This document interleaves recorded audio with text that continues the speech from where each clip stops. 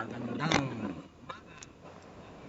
gabi sa inyong lahat, mga kabrigadang Pinoy Survivor at saan parte man kayo sa mundo. Happy Sunday.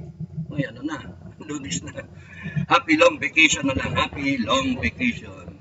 Bakasyon tayo. Nauna akong magbakasyon sa inyo eh. So, I hope everyone is fine. Enjoyin nyo lang ang inyong bakasyon. Long weekend talaga eh. At hinay-hinay lang. Dasal lang ang kailangan ng mundo. Magulo man, pero ganyan talaga eh. No? Okay, so maraming kong di nasagot sa inyo. Pero mag-ano lang ako, mag-comment ako sa mga nangyayari. Nakikita naman natin ngayon na yung Israel, ano na, nag-advance na, no? Nag-ano na sila, nag-ground warfare na. Pumapasok na sila. Hindi nila pwedeng gawin na basta-basta kasi nandiyan pa yung mga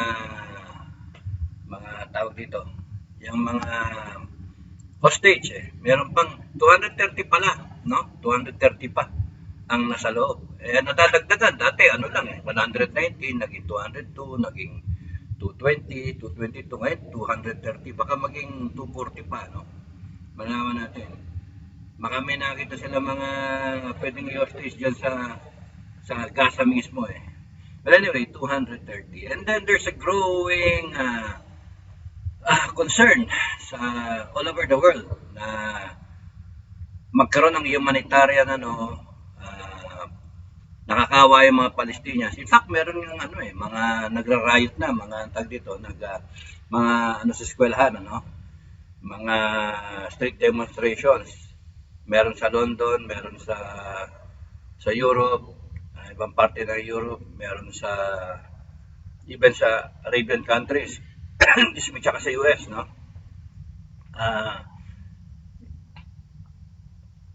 Kasi ang salita, ang narrative, maraming nadadamay na innocent civilian. 7,000 na yata yung namatay sa Gaza, no? Because of the bombing na Israel. Simple lang yun eh. Hindi sana tumigil din yung mga Hamas na pagbomba sa Israel. Bomba pa rin ang bomba hanggang ngayon eh. Bumubomba pa, nagra-rocket pa rin sila eh.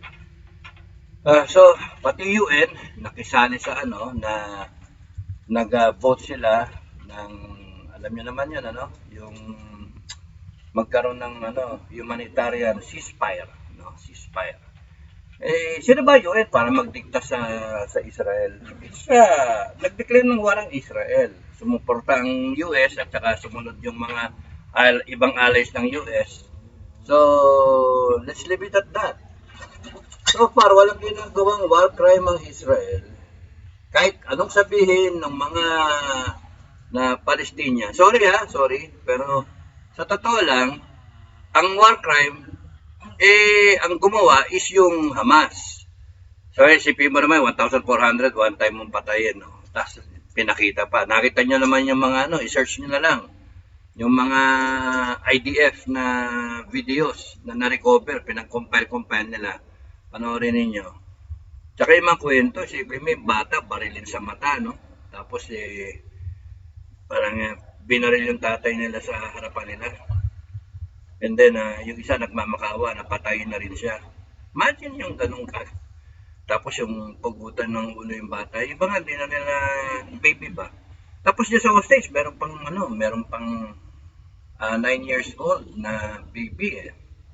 Tapos sasabihin nila for humanitarian reasons, kinakailangan magkaroon ng ceasefire. Tapos nag-release nga ng mga prisoner, di ba?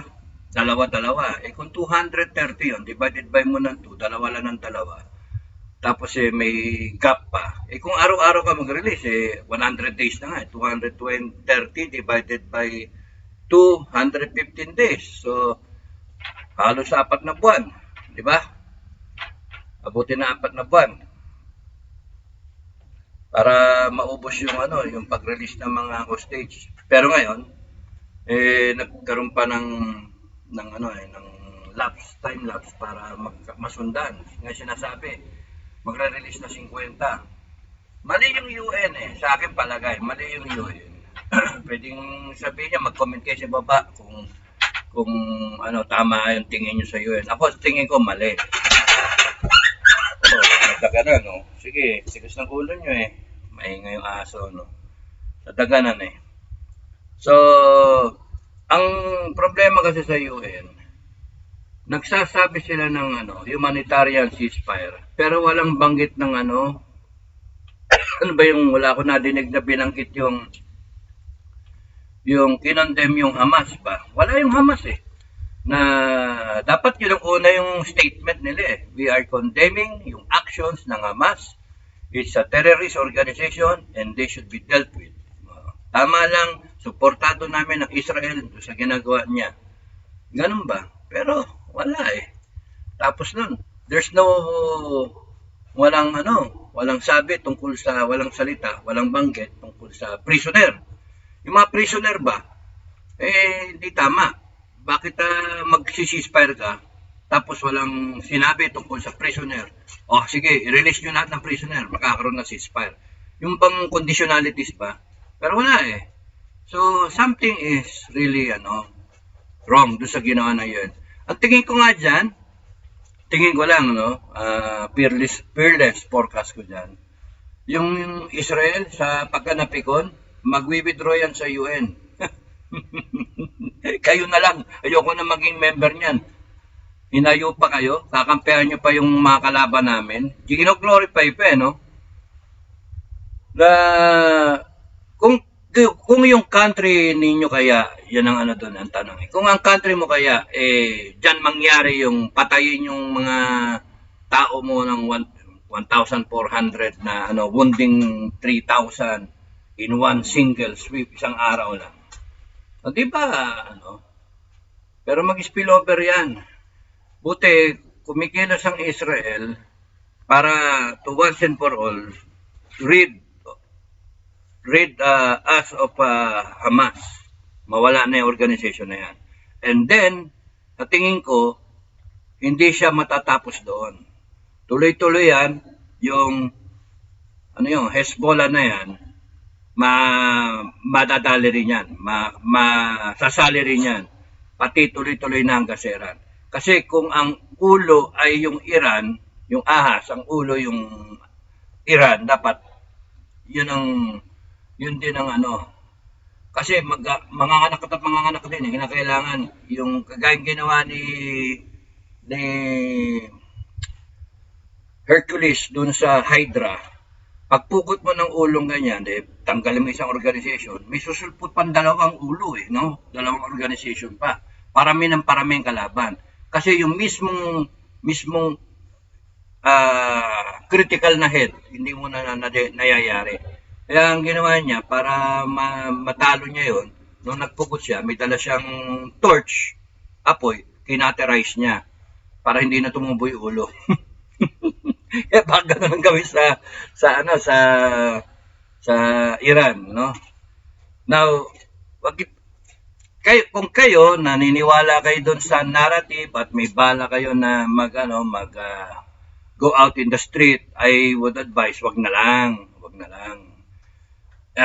Kung nagsisympathize kayo, it is your right to sympathize. Oo. Pero isipin ninyo, yung Hamas kasi, malaki ang sympathizers niya doon mismo sa Gaza Strip ng mga Palestinian naniniwala sa ginagawa ng Hamas. Freedom fighter nga sila, hindi sila terrorist sa mata ng Palestinians.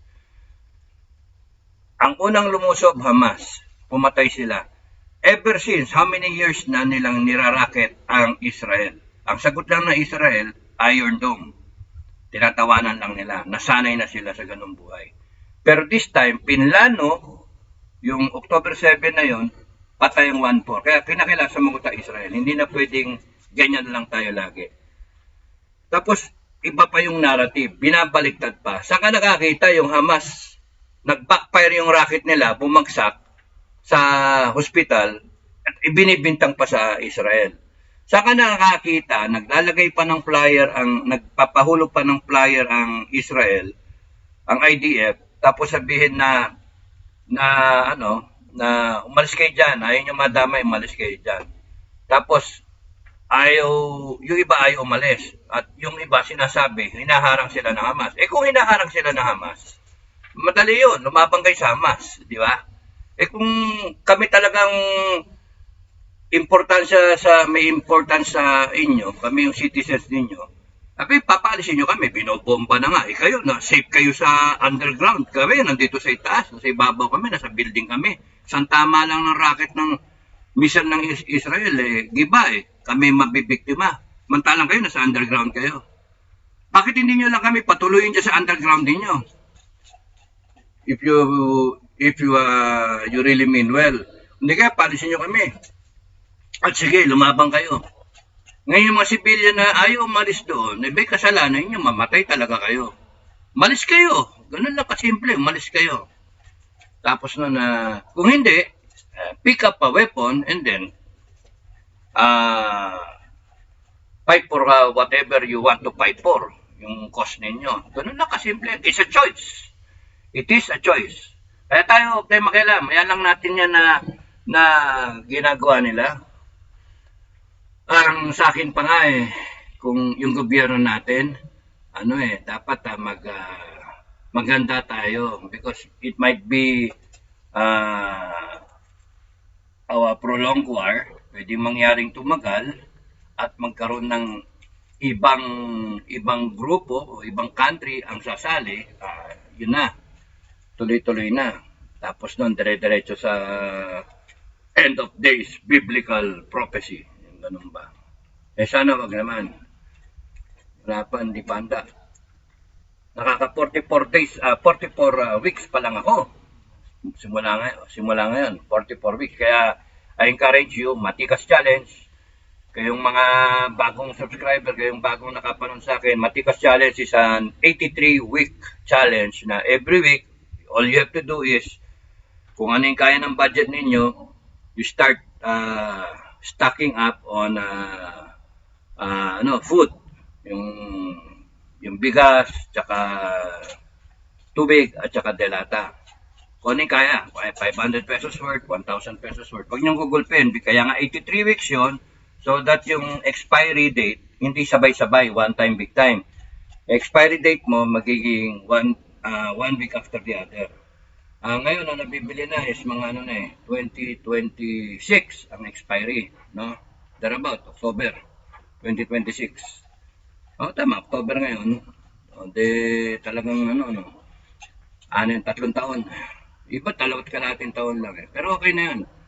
Good pa rin naman yan kahit after 3 months, after 6 months gano'n.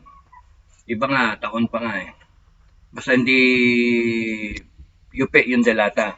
Yung bigas, hindi naman yan. Forever food yun. 30 years, okay lang yun Basta hindi siya mabukbok. Tubig, basta hindi maarawan, hindi yun malulumot. Drinkable water na. And then all the rest, ipipaste nyo. Kunyari, mga LPG o kaya butane na lang ako Butane. Kasi kung LPG, bulky. Hindi kagaya yung butane, maliliit. Mga 55, 65, ganon ang halaga. Mahal na 70. Tapos canister. Isang linggo, mga 3 na canister. So, kumpitin ninyo, 3 sa isang linggo, 4, 12 sa isang buwan, sa isang taon, 144. Kung 3 taon, yun na. 144, rounded off, 150, 150, 150. 415 kailangan. So, sa amin, ang target ko is makapag-stock ako ng mga 450 hanggang 500 na kamo. 600 ngayon nasa listahan ko para hindi ako tipid na tipid. Kasi pagka nagmahal-mahal na yan lahat, wala ka mabili, tapos patatata kayo, makakabili ka, pero nakarasyon pa rin. When the world is plunging into a world war, sabayan pa ng famine, sabayan ng drought, sabayan ng pestilence, mga plague, sabayan ng mga volcanic eruptions, natural events, climate change, etc. etc.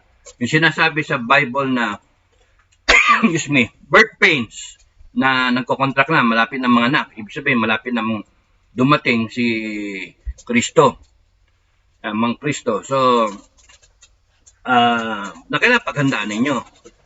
Physically, yun yung sa akin iniisip na paghahanda para hindi na ako magpapatatak kung kinakailangan na umabot doon. Buhay pa ako, hindi ako na-rapture na sinasabing rapture na yan. Na sa tingin ko, tayong lahat, hindi pa mara-rapture. Kasi the design is, kaya nga may 7 taon na yan na paghihirap para yung sinasabing parang initiation, right of passage, no? Tama. Na hindi ka pwedeng basta-basta mapunta sa langit kung paano nila malalaman. So, mahirapan ka ng konti. Kaya yung ginawa kay Job, nasa Bible yun, si Job. Mayaman si Job, marami siyang alagang hayop, etc. Tapos noon pinagpustahan ni Lucifer at saka ni Satanas at saka ni God. Na yan, masambayan lagi sa iyo. Favorite mo yan, pero tignan natin kung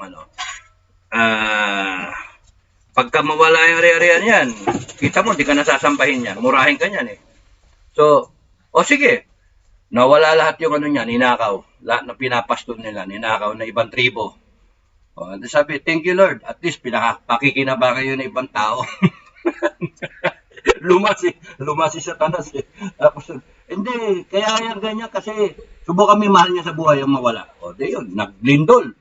Laglag, patay yung buong pamilya niya, yung asawa niya, mga anak niya, patay lahat. Sabi niya, ay, okay na rin Lord, thank you. At least makakapiling mo ng pamilya ko kayo. Lugi, wala talaga. Tamukyo si Satanas Tapos sabi niya, kasi hindi sa kanya mismo nangyari. Yung nawala yung mga alaga niyang hayop, tsaka yung pamilya niya. Subukan mo siya yung mahirapan mismo. Kita mo kung di ka minura-mura niyan. Nagkaroon siya ng sakit ng pangapigsa-pigsa. Basahin niyo sa Bible, I'm sure yung iba sa inyo alam na alam yan more than me, no? Nagkaroon ng naging leper pa nga yata, tapos maya-maya namamalimos na parang yung mga askal, yung mga taong grasa, no? Gano'n na lang siya. Tapos ngayon alam ko na Lord na ganito pala yung nahirapan. Thank you Lord kasi naparamdam mo sa akin yung thank you, buhay pa ako. Wala, inamag si Satanas Pero ayoko yung gano'n, yung mapagpupustahan ka, no? Pero, yun yung, kumbaga sa trials will come and you have to endure. Yun yung sa akin. That's why yung rapture, kay dumating yan, kay hindi dumating yan dun sa, within that 7 years, kasi yung ibang faith, no? Yung ibang religious sect, ang sinasabi, before the 7 years. So, kung tutusin, dapat mag-rapture na ngayon. Ara, down. Tapos doon pumanik sa itaas. Down. Nakintindi. Buti pa yaso na nakintindi ng English. So, yung pagka yung rapture, doon pa sa kalahati. Kasi yung sinasabi what are the signs? Pagka nagkaroon ng desolation dun sa altar, which means yung Temple of Jerusalem will be erected, magagawa ulit for the 3rd time, no? Kasi yung first kay Solomon, tapos nun giniba, tapos nun yung basta sa history, reveal nyo na lang history. So, it will be rebuilt. So, kasi yung prophecy, yung Antichrist, papasok doon and then sasabihin niya, i-desecrate niya, magpapagawa siya ng ibang rebulto doon, yung pagan na god niya. And then sasabihin pa niya, ako yung Diyos, yung ganun-ganun. So, malalaman, baka ma-televise pa baka nasa TikTok pa yun, sa YouTube, no? Naka-selfie siya ako ang ganyan-ganyan.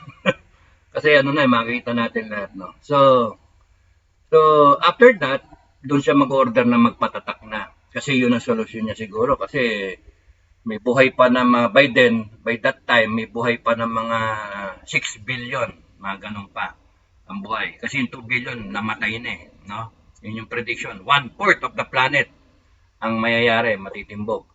So 8 billion tayo ngayon. So 1/4 is 2 billion. And then may susunod pa.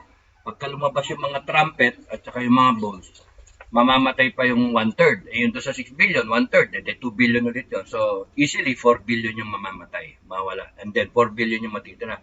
Pero the resources are not enough para dun sa natitira. No? 6 billion, 4 billion, whatever is the number. We will see. Hopefully, we're not here. Pero yung sinasabi ko nga, walang masama, mag-prepare kayo. Mag-prepare. Physically, iba na yung mentally, psychologically, yung spiritually, yung pinakamalagay spiritually, na you accept God and then you, as your creator, and you accept Jesus Christ as your Savior. Mahalaga yun.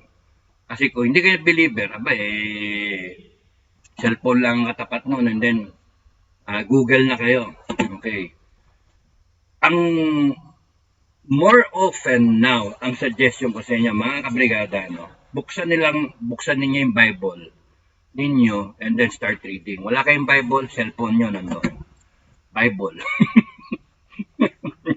Kung tingnan nyo yung Bible outline, ano yung mga libro ng Bible and then isa-isa nyo nang basahin during spare time. Kahit ako, wag nyo nang panoorin. Ang panoorin nyo yung Bible. marami sa YouTube eh.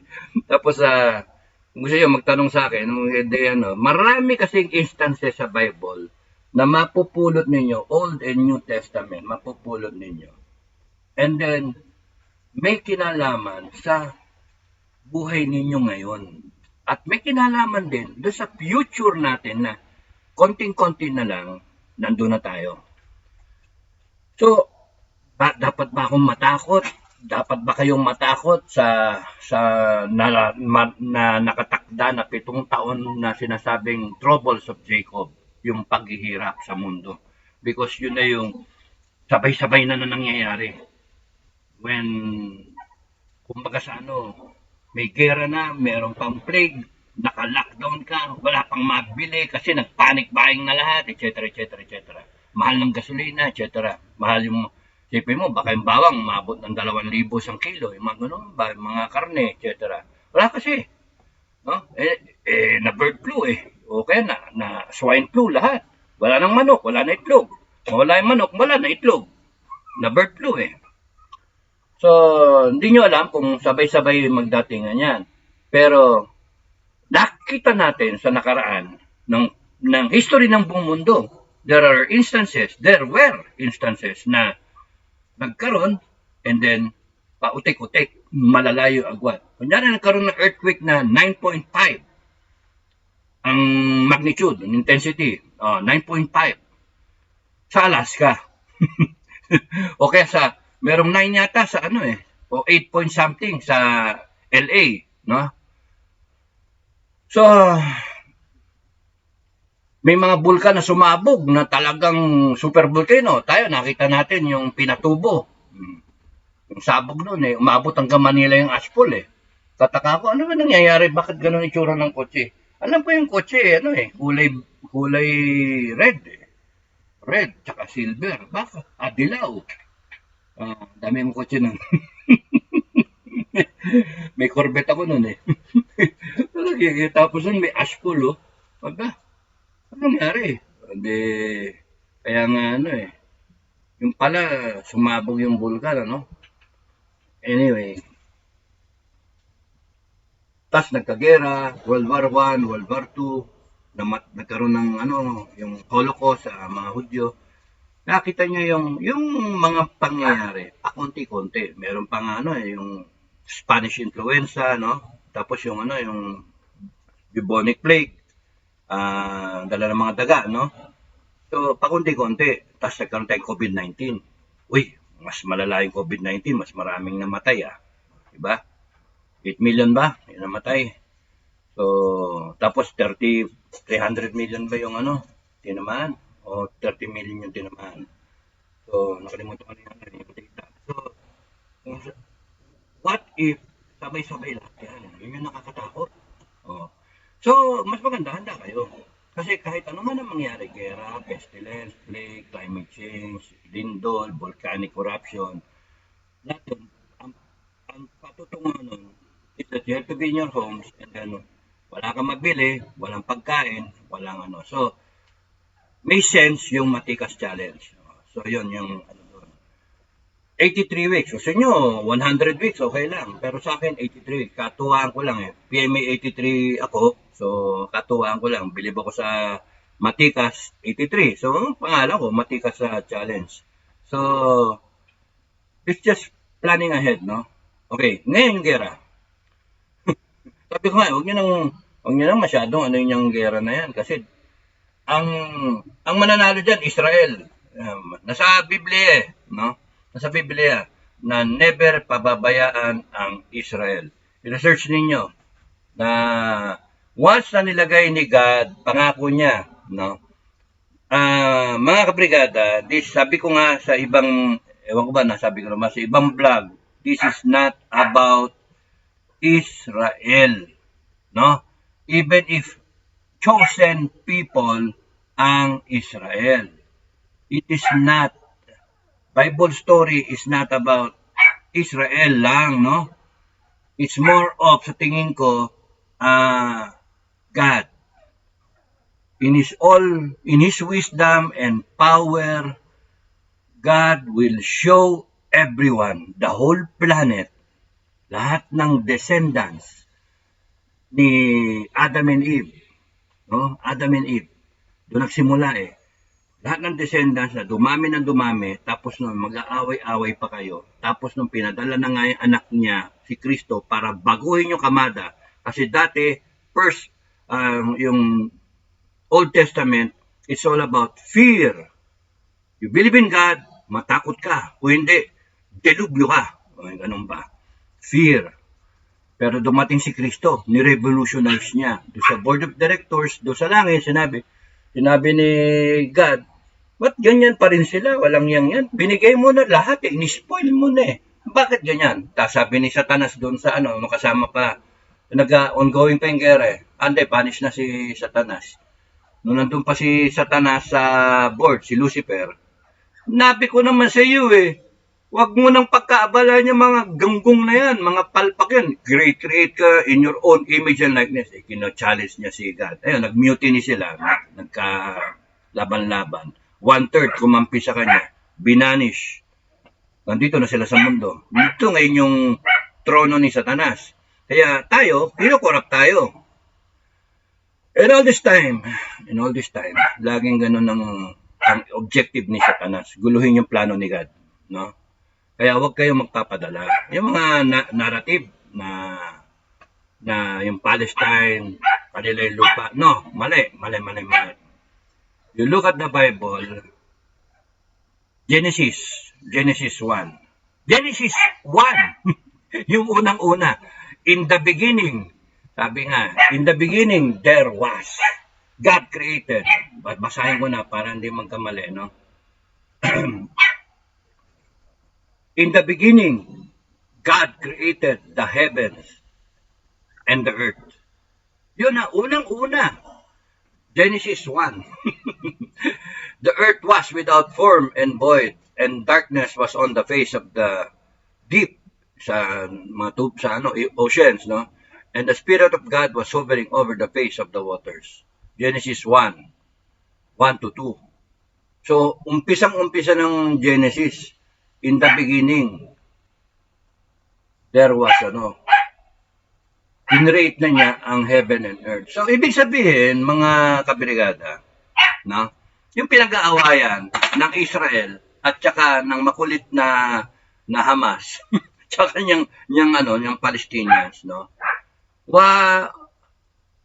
Sinong mas marunong pa? At least sa atin, sa ating belief, no? Sa Kristiyano. Sino yung mundo, yung titulo, na kanino? Kay God. Sa Diyos. Siya yung gumawa eh. Sino ngayon na may right na kung anong disposisyon ng titulo? Diyos, di ba? Tapos sinabi niya kay Abraham na mag-ano ko, yung punta ka dun sa ano, pamimigay ko sa iyo. Saan ba yung Bible na verse na yun? Para sigurado. Patuwa eh. So after creating the heavens and the earth, in-specify niya 6-day creation pa, sumunod, let there be light, yun yung unang-una. And so on and so forth. Alam niyo naman yun, ano?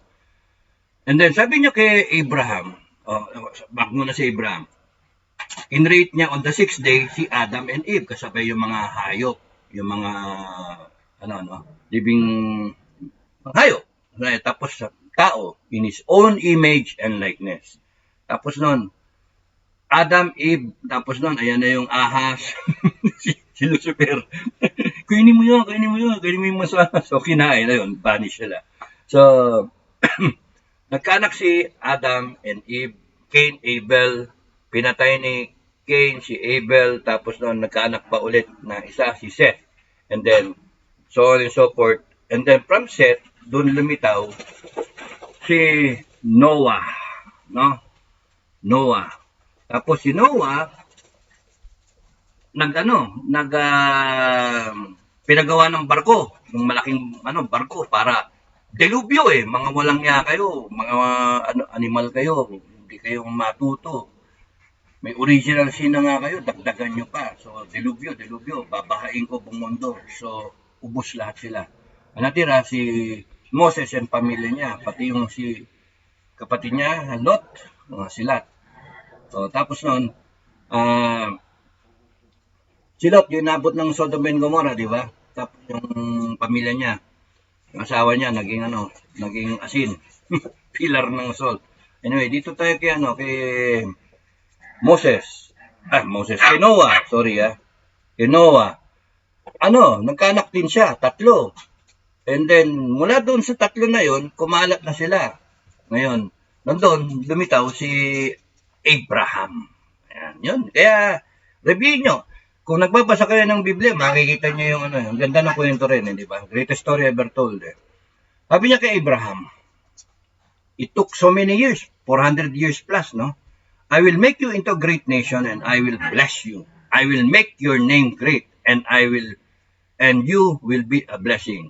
I will bless those who bless you and whoever curses you and I will curse. And all peoples on earth will be a blessing through you.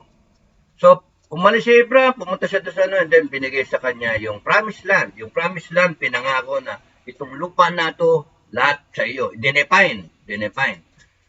Mula dun sa River Nile ng Egypt, Sinai Desert, no? Kanila yon, hanggang all the way to the Euphrates River. Euphrates. Iraq na yun di ba? So kung titignan niyo yung mapa ng buong mundo, ng Middle East, kita nyo, ang laki-laki ng lupa ng Israel. Mga, sabi ng iba, mga 300,000 na square miles. Pero ang katiting ngayon yung sinasakop na Israel. Meron bang right yung Palestinians? Meron bang right yung ibang Arab countries? Kung sa tingin nila, meron, sige, gera-gera sila. Ngayon, pagka sa atin, simple lang. Kanina yung lupa sa Israel. Kasi sunod-sunod na pinamana ng Diyos kay Abraham, sa anak niya kay Isaac, tapos sa anak ni Isaac na si Jacob. At tapos nung Jacob, si Joseph, the 12 tribes, yung magkakapatid, napunta sila sa Egypt, and then nagkaroon ng Moses, 400 years sila doon na slaves, and then deliverance, and then parting of the Red Sea, 10 plagues of Egypt, parting of the Red Sea, and then 40 years pa sila sa desierto kasi nga kakatakas pa lang nila sa Egyptians, sinave sila ni God, biglang nag-worship sila ng rebulto, mga walang niya talaga.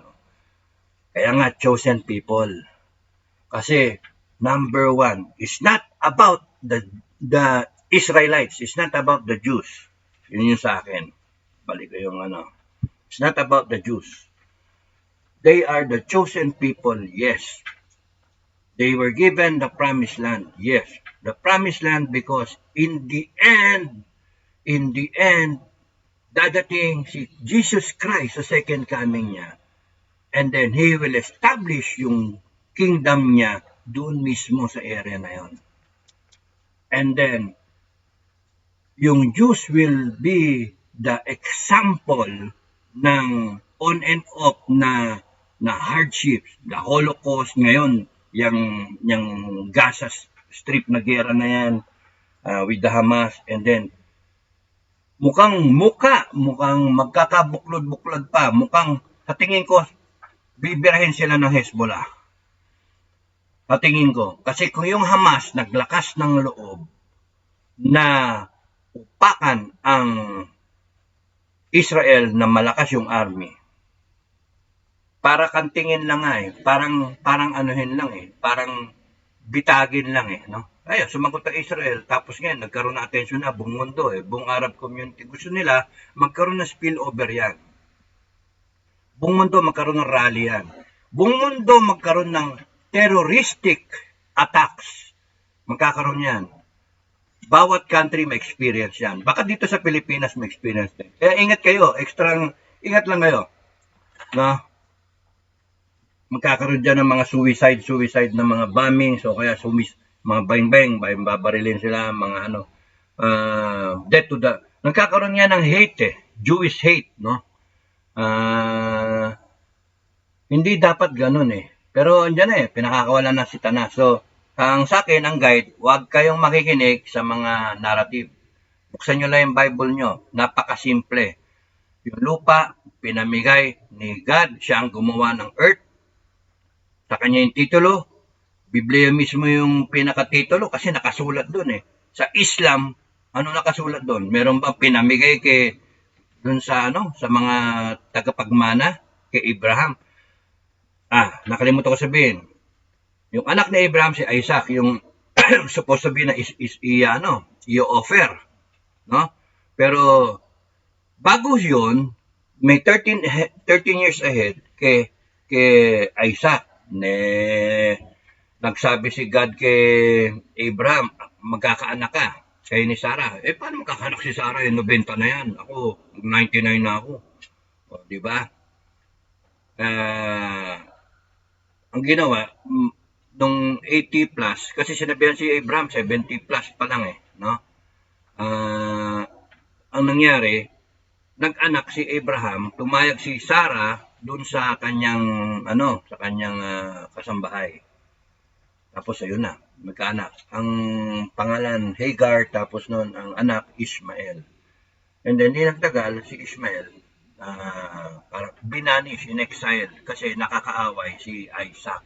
Parang inaano niya, laging inaapi ba, parang gano'n. So si Sarah, kaya si Abraham, sinasabi niya kay God, nung sinasabi sa kanya na magkakaanak ka, hindi pa ba pwede itong si Ishmael? Sabi siguro ni God, hindi pwede. Dun sa anak mo na Isaac, ang aking covenant, no? So malinaw. Kasi kung panganay si Ishmael, dapat ang tagapagmana ng lupa, supposed to be, si Ishmael. Pero hindi, in-specify ni God. In-specify ni God kay Abraham na ang pamamanahan niya is si Isaac. Then si Isaac nagkaroon ng dalawang anak, si Esau at si Jacob. Si Esau yung panganay, dapat siya yung may right. Pero hindi Si Jacob ang nakakuha ng blessings ng tatay kasi nagpanggap no? Nagpanggap. Tapos si Esau nagbenta siya binenta niya yung yung birthright niya sa isang bowl ng sopas, no? Parang ganon, porridge. Sa soup, kasi galing siya sa hunting pagod siya. Pingin na, hindi, palitan mo ng birthright mo. Pumayag, loko-loko, tapos kumain, and then, na ulit. Kaya nung minsan nag-hunting siya, tinatawag si Esau, ayun na. Alam niyo na yung kwento, no? So,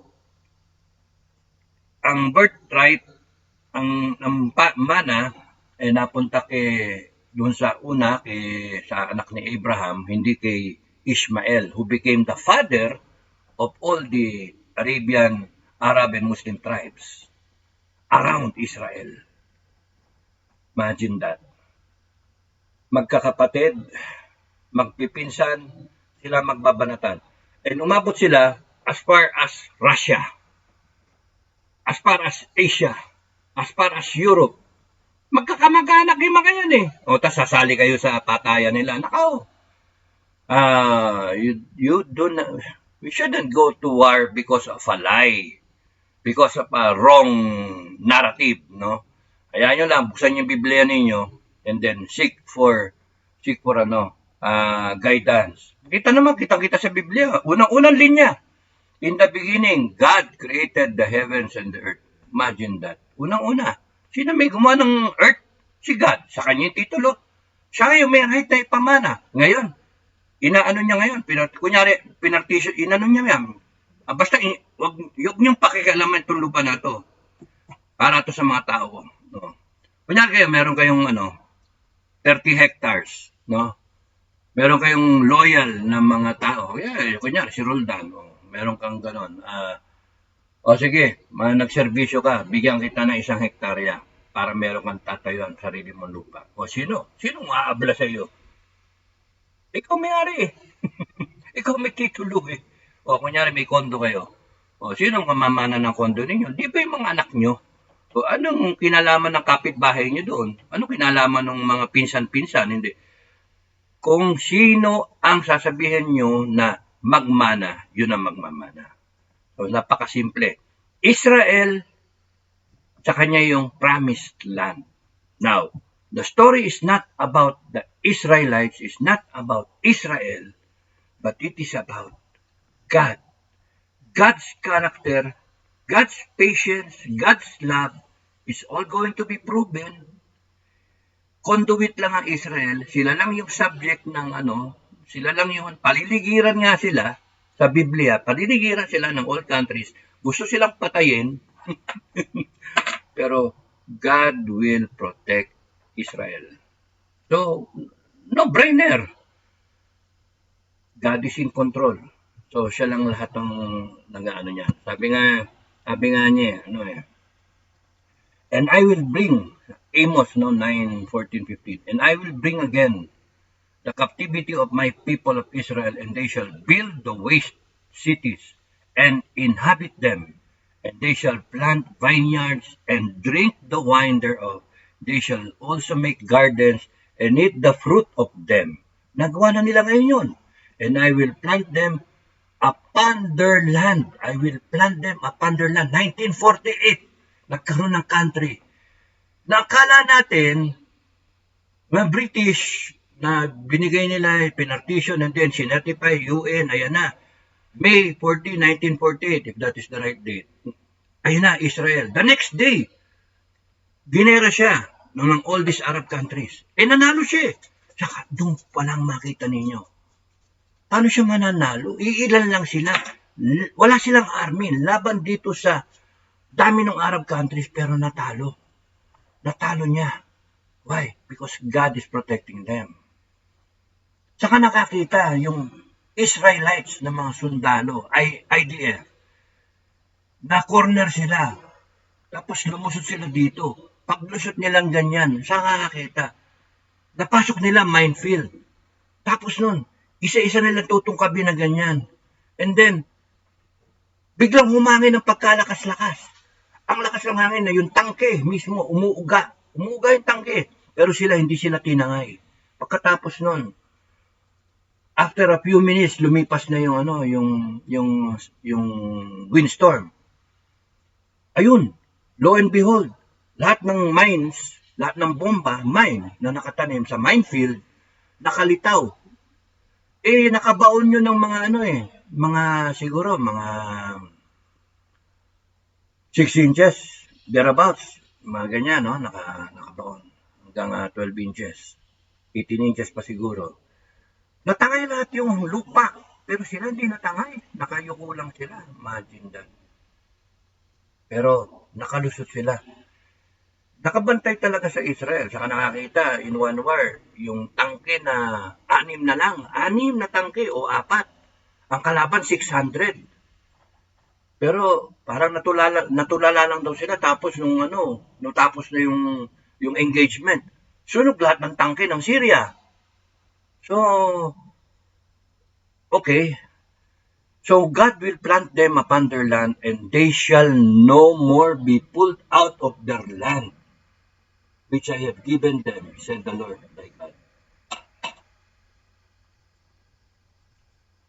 So nandiyan na ang Israel, they are there to stay hanggang sa pagbalik ni God, because according sa Revelations, according sa mga scripture, mapapaligiran ng Israel ng lahat ng countries na galit sa kanya. Ang tanong, bakit galit sa kanya? Bakit galit sa kanya? So, ewan ko. May dahilan yun eh. So, ewan ko. Sabi ni Isaiah, even to your old age and gray hairs. Uy, ako na yun. I am He who will sustain you. I have made you and I will carry you. I will sustain you and I will rescue you. Which is the message na pinapakita all throughout sa history ng Israel. They are the chosen people. Because as the chosen people, wala pa kayong mga Amerikano, wala pa kayong mga Pilipino, wala kayong mga Inchik, wala pa kayong Israel. Sila na pagdiskitan ko, nandiyan si Abraham, sa kanya ako nangako, chosen people, promised land. Tapos nun, sunod-sunod na yan. David and Goliath. David na shepherd. Kalaban niya yung Philistine na si Goliath. Tirador lang siya. Espada yung tao. May spear pa. Ang laki-laki. 9-footer. Oh. Walang yun. Tapos siya, shepherd boy. Walang gustong lumaban. Siya lumaban. Paano nanalo yun? He's protected by God. Yung Philistine natalo. Talunan pala yung Palestine eh. Joke. So, protected sila ni God. Kaya nga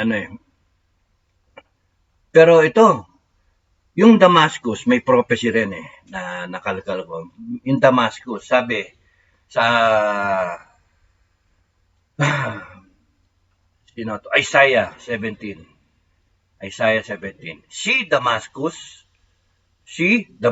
will no longer be a city, but will become a heap of ruins. Saan ang Damascus? Sa Syria. So, may prophecy pala Ang Damascus is probably the oldest inhabited city in the world. The oldest inhabited city, continuously inhabited city in the world. There were other cities, Mayans, ano pa ba, yung natimbog na, Babylonian, di ba? Babylonian Empire, iba na nawasak Pero yung Damascus, nandyan siya ever since, and then hindi siya nasisira. Pero sinabi ni Lord, ni God, Damascus will be a heap of ruins. Ngayon tanong, paano mangyari yun? Baka connected yan sa Hezbollah ngayon, no? Sa gera ngayon. Because pagka napiko ng Israel, malay nyo, gamitin niya yung nuclear arsenal niya. Kasi kalaban mo, matindi, 130,000. Pag sabay-sabayin yun, mapilitan ng Israel na gumamit ng nuclear weapon. Wag sana, pero gano'n ang mangyayari doon. Pipilitan siya. Ginigere. So, anything ko sa gere. Kaya nga, so, na-conquer nila. Ang laki-laki ng promised land, pero hindi naman na-occupy lahat Grabe, kailan kaya mangyayari yung Damascus na yan? Syria. Kalaban niya yun, Syria. Nandun yung Hezbollah, Lebanon. Damascus will no longer be a city. It will be destroyed and laid waste. The cities of Aroer are left empty. They will be for the flocks to lie down in. Mga ibon, no? Kaya patay. No one will make them afraid. The strong city will be gone from Ephraim. Damascus will no longer rule. And those of Syria who are left alive will be like the shining greatness of the sons of Israel, says the Lord of all. Ay, nako. Ewan natin. So, maano matindi. Matindi ang ano natin. Okay. So, yun yung huwag kayong maniniwala sa mga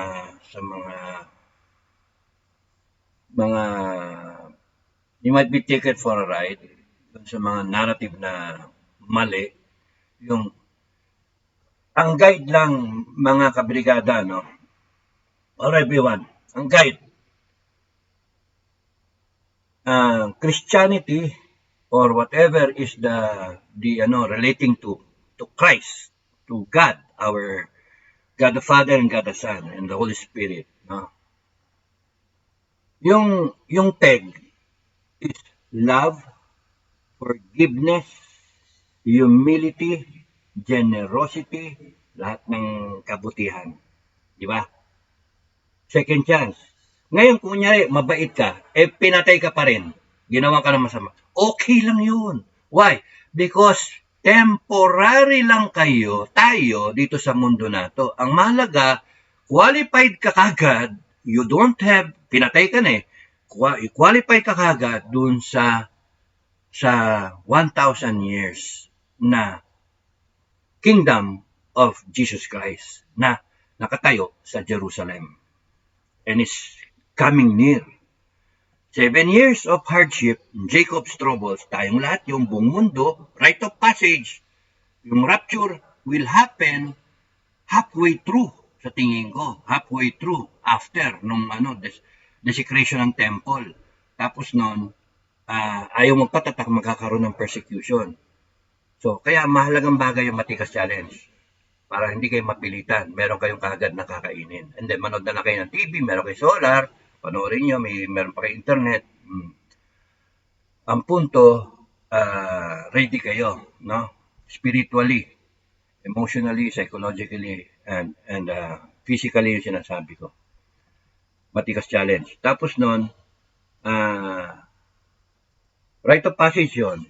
So that, hindi yung basta-basta na automatic qualified ka. Sabihin mo lang, kung peke ka. So they have to know. Kaya nga parang job-like na job. Like na pangyayari na mahirapan ka, magkaroon ka ng boil, okay lang. Okay lang. Pero kung mini-maintain mo yung faith mo, wala yan. Wala yan. Thank you, Lord. Thank you. Malapit na ako sa 1,000 years. Incorruptible na katawan na bagong Wow, sarap nun, di ba? So, wag kayong matatakot sa mga mangyayari ngayon. No matter how frightening, no matter how earth-shaking, no matter how hard it is, because it is temporary. Ang isipin ninyo, yung foresight ninyo is yung 1,000 years. Wala kang sakit, walang diabetes, walang heart attack. Wala eh. Hindi kang matakot sa sawa, hindi sa asawa. Joke, sa sawa, ibig ko sabihin, sa sawa. Hindi ka matakot sa sawa, hindi ka hahagatin. Kasi kahit leon, hindi ka hahagatin. Parang pwede mo pang ganyanin, tapikin. Because you will evolve into the realm of the kingdom of God. Wow. Yun ang maganda, yun isipin nyo. Kaya kung kayo nagkaroon ng hardship, kaya yung mga Palestinians na tinatamaan, racket, wow. Swerte nila. Because they don't have to go through yung what we will, tayo, who are alive, will go through. So, yun yung yung message ko. Mahirapan kayo, buksan nyo yung Bible. Buksan nyo yung Bible, linawin ninyo. Pero, dalawa lang na school of thought. Christianity, breeds kindness, humility, generosity, love. Belief in one God, the all-powerful God. Yung iba, hatred. Diba? Evil, Yun yung mundo ni Satanas Gamitan ng tao. Baka bang gagamit ka ng human shield, hindi ka magmamaskara kang ganyan para hindi ka kilala. Duwag! Mga cowardly na mga trabaho pero gagamit na Babaril ka ng walang kalaban-laban. Tama ba yun? Pero sa atin, sa Christian world, hindi namin ginagawa yun kahit ako ng sundalo eh. 15 years, 16 years old, 17 years old, di ko papatayin eh. Bakit? Kasi nag-disarma na eh. Sumurrender na eh. Pero ito, hindi. Walang kamali, walang ka ano-ano, patayin nila eh. Kaya nga nakakana. Pagka nandun ka sa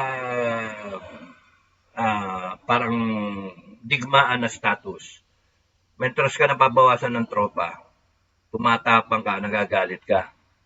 Magbabawasan ka ng tauhan, nagagalit ka. Gago pala ito, tatraidorin ka eh. Lamaba kayo harap-harapan, yung ganun ba? No? So, yung Israel, dapat hindi rin siya nagpapadala sa hatred. Diba? Mag-breed yung hatred, the more na magalit ka, vengeance, revenge ka, lalo kang mapapasama kasi nadadagdagan, nagbi-breed yung hatred, dumadami.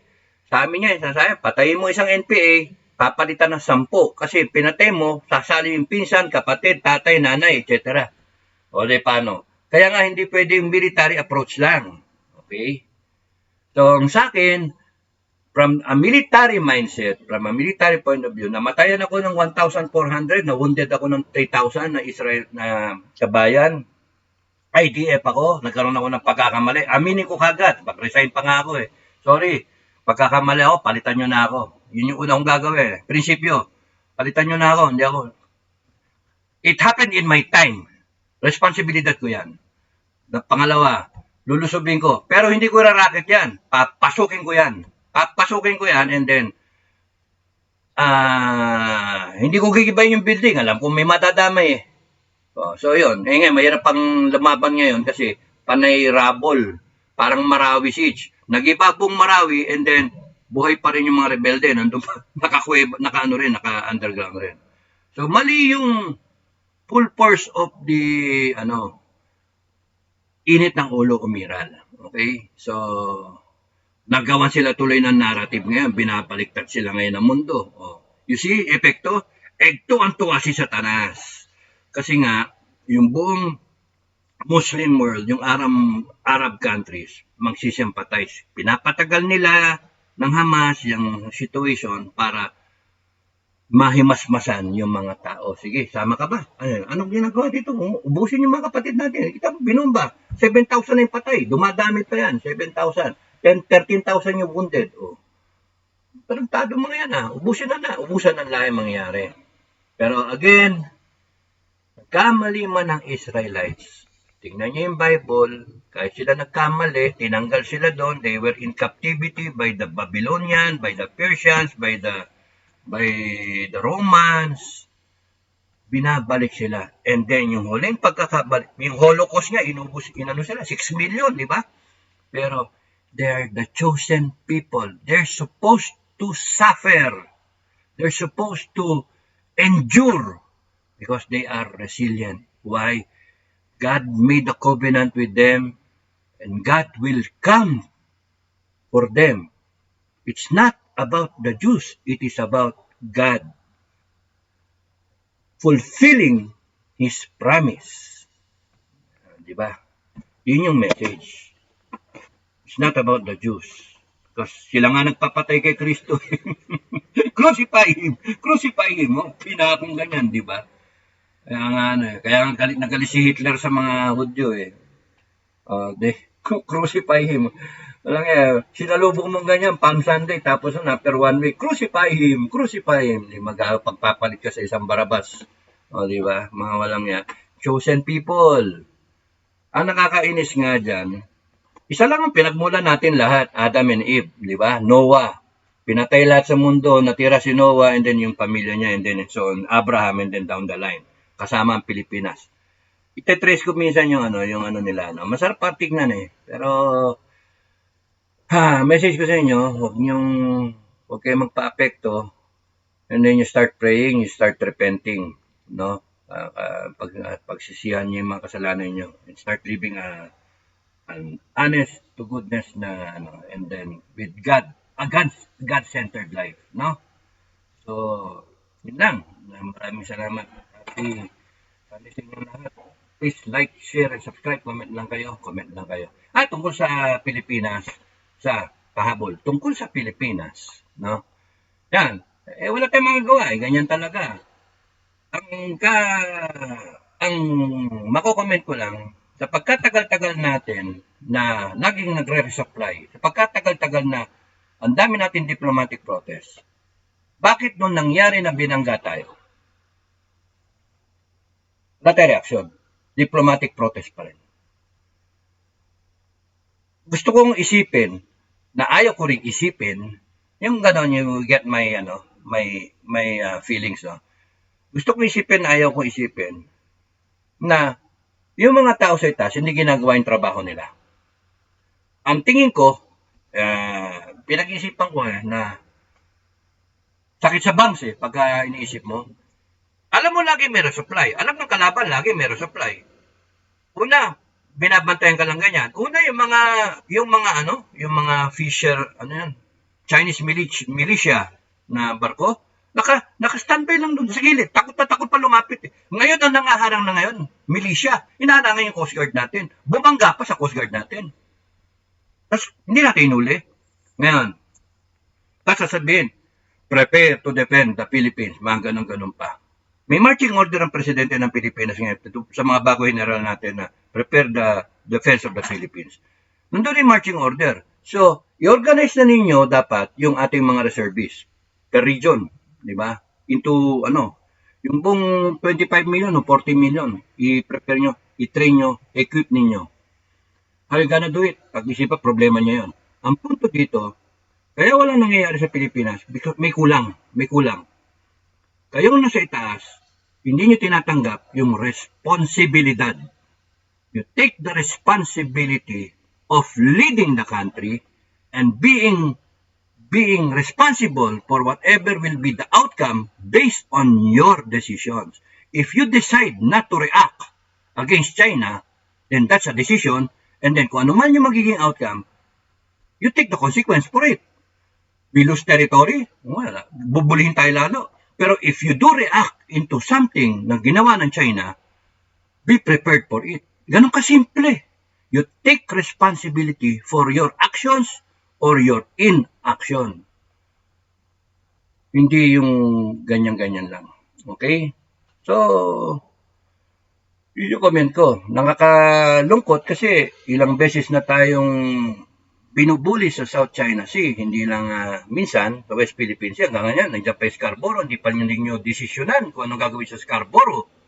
O, di ba? Kaya nga, ayoko nang bantayan, ayoko nang pagmasdan because nakakasawa na rin. No? Nakakasawa na rin. If you cannot take responsibility for your actions or inactions, you better resign your post, whatever you are holding, because it's a disgrace to the Philippines, a disgrace to the Filipino people. Tumatanggap kayo ng sweldo Hindi sulit ang sweldo ninyo na binabayaran ng mga Pilipino. Yun yung aking dito sa atin sa Pilipinas. So, maraming salamat sa pagpakinig, no? Thank you. Hinahinay lang. Kunting kuwayan makuha sa dasal, pero God is in control. Everything is bound to happen according to the scriptures because God will not bow down. God will not forsake. God will not renege on His promise. He promised Abraham, Isaac, Jacob, Joseph, the 12 tribes, this land is yours. Akin yan. Walang ibang kukuha niyan. Pabalikan ko yan. Imagine. Dadating dyan yung anak ko. And will establish yung kingdom na 1,000 years. O di, ano pa? Ngayon, kung meron man nalalaban, sabi pa nga ni God I will make you Jerusalem an immovable stone na whoever will try to move it, yung paalisin kayo dyan, will suffer, will hurt themselves. Yun yung yung passage. Now, Saan pupunta yan sa tingin ko? Mas mag-escalate pa siya, no? Takutan, hindi takutan. Talagang belief hatred. Talagang ethnic cleansing ang mangyari. Tapusin ang Hudyo. Ang kakampi lang ng ng Israel US at saka yung mga allies niya. Kaya ang sa akin, Pilipinas, ay bis na nanonood ka lang, sabi maghanda ka rin. Maganda rin tayo. Kung kinakailangan magpadalo tayo ng tropa, hindi tayo mabibigla. Dapat yung ipapadala diyan yung mga natin, reservist. Nako, turuan niyo na yung mga reservist natin. Sa akin, pabor din yung merong kasi magkaroon din ng experience. Para pagka 6 months duty, balik, palit lang naman, another 200,000 kamo, another core, and then after 6 months, balik ulit, tapos noon, meron na tayong 400,000 na trained, na experience, na may haharap sa China in case na magkaroon ng invasion. Pagsasamantalahan ng China yung situation na yan because the US is so stretched, no? May Ukraine, merong Middle East na pwedeng mag-escalate. Pero kung gagamitan ng mga ng mga technology, sandali lang yung gera na yan. And then magkakaroon ng peace. Yun ang magmamark ng ng end of days, countdown, no? Yung peace na yon. So, let's see kung ano mangyayari. Ang tingin ko dyan, makukuha ng Israel ang Jerusalem. O nga, no? Baka makuha nila yung Jerusalem. Bakit? Pagka nakuha kasi nila yung Jerusalem, magkakaroon ng temple. Kasi yung pinipilit ngayon ng iba na nandyan yung Temple Mount, pang-Arabo, yung ganun ba, pang-Muslim, etc. etc. Pagka ginera ng Israel lahat yan, sinagasaan niya, kanya na, hindi niya pamimigayan. Tatayuan niya ng temple. Sarili niyang temple. Baka yun yung mangyari. Gandang tapos nun, yung mga lalaban sa kanya ngayon, magigiba yun. Promise ni God yun I will protect you Noon na wala pa siyang army, 12 ba yung lumusob sa kanya? 12 countries. Natalo niya. How much more ngayon? Meron siyang Iron Dome, meron siyang Iron Beam, meron siyang kompleto ng armada na galing sa US, kompletong backup ng ng mga democratic countries. So, doon yan pupunta. Now, whether kung anong iba-ibang religion tayo, well, para dun sa advice ko sa mga Kristiyano, tignan nyo lang yung Biblia. Simple. Tapos nun, yung hindi Kristiyano, mag-convert kayo. Hindi ako mag-convert sa inyo. Magbasa lang kayo. Dahil nasa Google.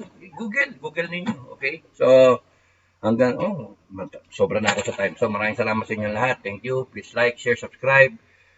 At sa mga bagong subscribe, just check out the playlist. Merong playlist na interaction sa mga yung mga sagot ko sa mga tanong, saka sa mga comments ninyo.